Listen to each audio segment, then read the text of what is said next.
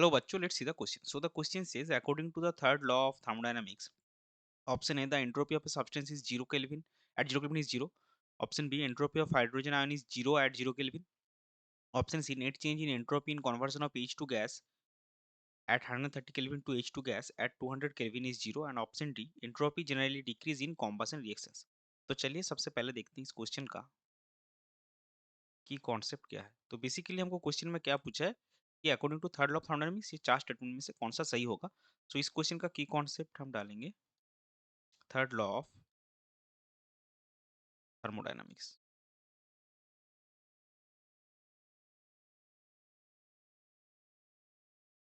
So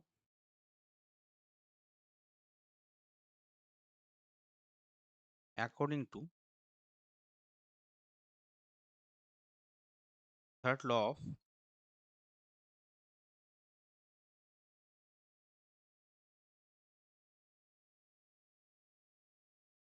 thermodynamics, क्या पता है हमको, entropy of a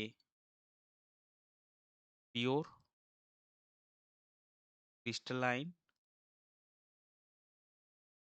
substance is 0 at 0 Kelvin. So अगर आपका सब्सटेंस प्योर क्रिस्टलाइन है तो 0 केल्विन उसका एंट्रोपी 0 होगा। तो पहला ऑप्शन में बोला कि entropy of a substance is 0।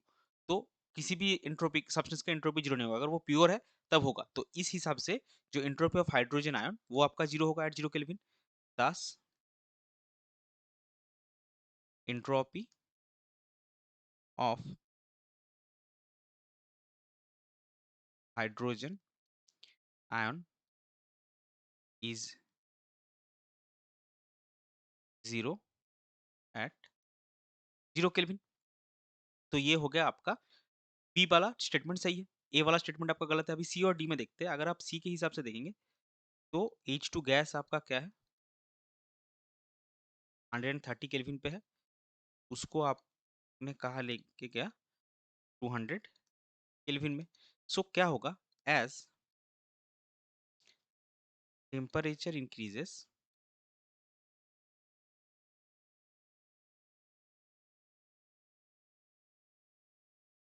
velocity of a speed of gas molecules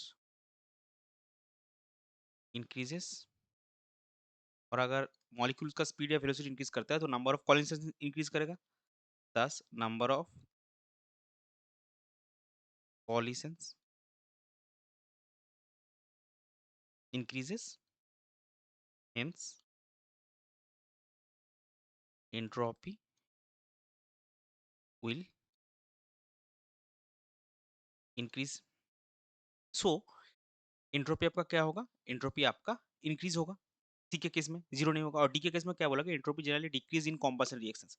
तो अगर आप कॉम्बसन रिएक्शन देखेंगे तो एक मान लीजिए कार्बन सॉलिड, उसको आप ऑक्सीजन गैस के साथ रिएक्शन करा के आपको CO2 गैस बना रहे हैं।